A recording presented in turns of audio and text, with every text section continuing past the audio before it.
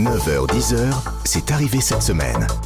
Frédéric Tadei sur Europe 1. Bonjour, bon week-end. On va revenir sur ce refus d'obtempérer et les tirs policiers qui ont causé la mort d'une passagère. Le commandant de police, Christophe Rouget, du syndicat des cadres de la sécurité intérieure, est en direct avec nous ce matin. Bonjour Christophe Rouget. Bonjour Frédéric Tadei.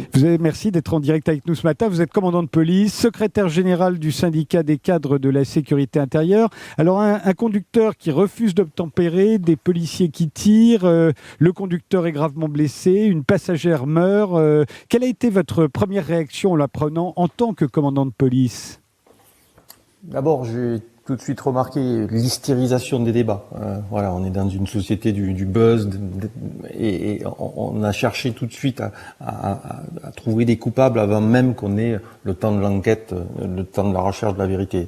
Ma première pensée, elle a été d'abord même pour cette victime, cette jeune femme qui est décédée, et pour sa famille, qui a tout de suite identifié, on l'a vu par le biais de son avocat, que le premier responsable, c'était le conducteur.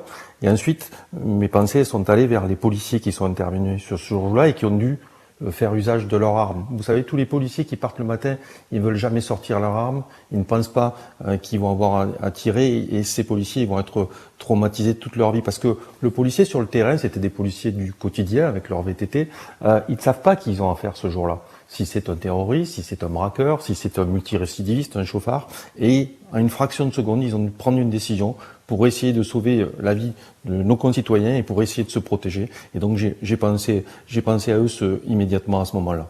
3 hommes avaient déjà trouvé la mort depuis le mois de mars sous les balles des policiers au cours de contrôles routiers. Est-ce qu'il y a de quoi s'inquiéter aussi pour les policiers ? Oui, vous avez raison, il y a de quoi s'inquiéter parce qu'on est un pays qui est profondément touché par les refus d'obtempérer. 27 000 l'année dernière, un toutes les 20 minutes. On a 18 policiers qui sont morts depuis les années 2000 dans le cadre de refus d'obtempérer.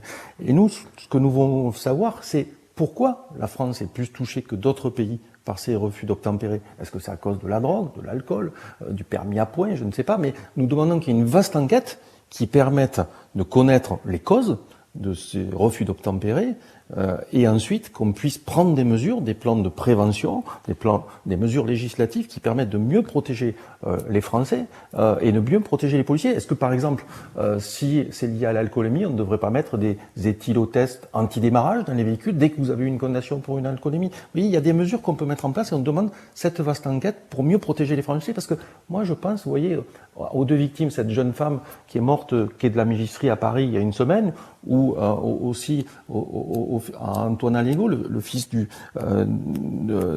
chef cuisinier, ils sont morts parce que des gens ont refusé de s'arrêter, ils ont continué leur route et ce jour-là, ils étaient au mauvais endroit, au mauvais moment, ils sont morts. Et je voudrais que le monde politique, justement, s'interroge davantage lorsqu'on a ces décès, sur quelles mesures on doit mettre en place. Le monde politique, il doit être là pour dire quelles mesures on doit mettre en place pour mieux protéger les Français et les policiers. Surtout que le refus d'obtempérer, justement, la loi a changé. Jusqu'en 2017, le cadre légal pour les policiers, c'était celui de la légitime défense. Il est commun à tout le monde. Ça nécessite une réponse proportionnée et après sommation. Mais depuis la loi de 2017, votée après qu'un policier avait été grièvement brûlé par un cocktail Molotov, les policiers sont autorisés à ouvrir le feu si un véhicule n'obtempère pas. C'est bien ça, Alors, c'est pas tout à fait ça. La légitime défense, elle demeure le principe général. Mais et c'est pas du tout parce que des policiers ont été blessés à Viry-Châtillon qu'on a modifié cette loi. Je vais juste rappeler le contexte. En 2017, on est dans une crise aiguë du terrorisme islamiste. On a des attentats qui viennent être commis avec des voitures, parfois des camions, des véhicules béliers, des voitures à Berlin, souvenez-vous, à Londres, à Nice. On a des centaines de morts qui sont liés à l'utilisation de véhicules qui foncent dans la foule. Donc à ce moment-là, le pouvoir public dit on va mettre en place une loi pour, lorsqu'on ne peut pas faire autrement, qu'il y a une nécessité absolue d'immobiliser le véhicule et qu'on ne peut pas faire autrement que le faire par arme à feu, on puisse utiliser cette arme à feu. Et en plus, on harmonise la législation entre les gendarmes et les policiers, à l'époque qui n'est pas la même.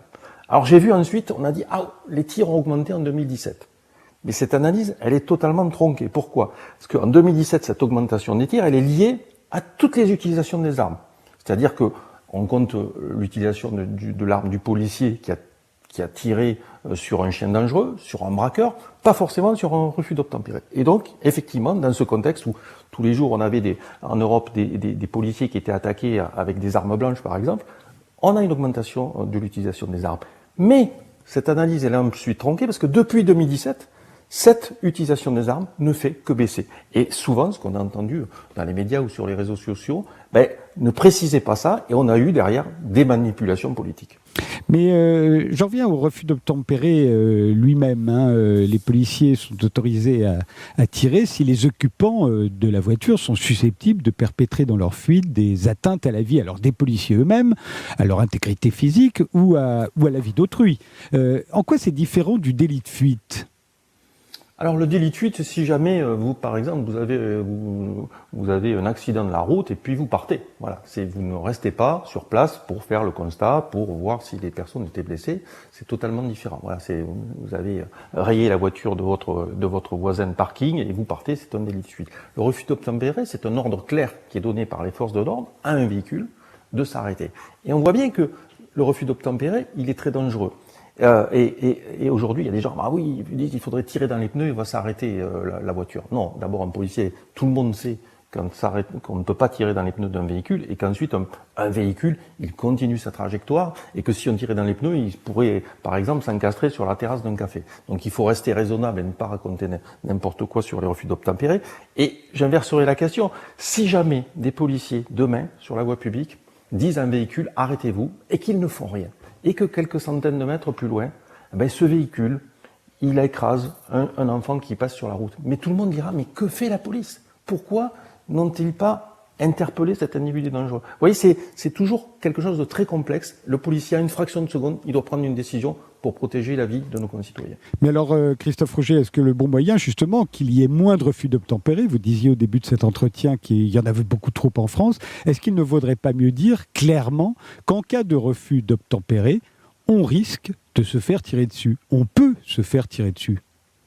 Mais je crois que les gens le savent. Et malheureusement, on a des voyous qui, et la grande majorité des Français, l'immense majorité des Français, lorsque les policiers et les gendarmes leur demandent de s'arrêter, présentent leurs papiers et s'arrêtent normalement. Mais il faut que nous arrivions à mieux lutter contre ces voyous de la route, ces chauffards, ces meurtriers, parfois. Et donc, c'est pour cela que nous réclamons vraiment une grande étude pour mettre en place des mesures qui permettent de mieux prévenir ce phénomène plutôt que d'avoir des incantations qui sont inutiles. Non, il faut vraiment protéger les Français, protéger les policiers par une vaste enquête et des mesures législatives.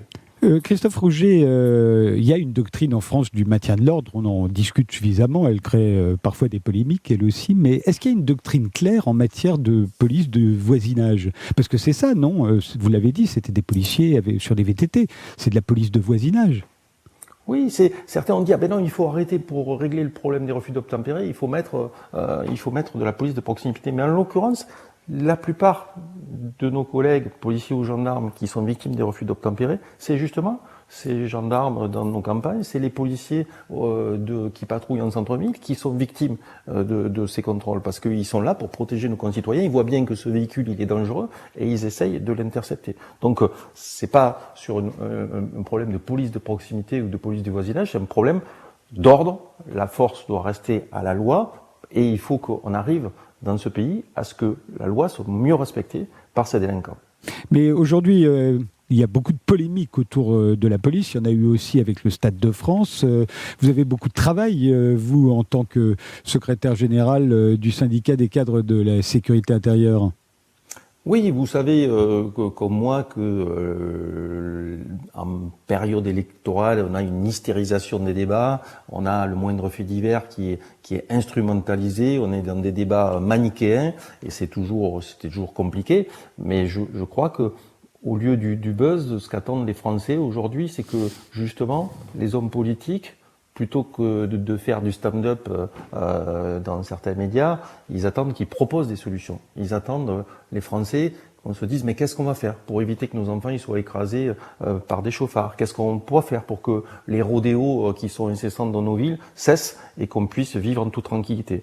Et c'est pour cela qu'il faut que l'ensemble des acteurs de la politique se saisissent de ces sujets de sécurité parce qu'il y a une attente forte de nos concitoyens. Merci Christophe Rouget d'avoir bien voulu répondre à mes questions.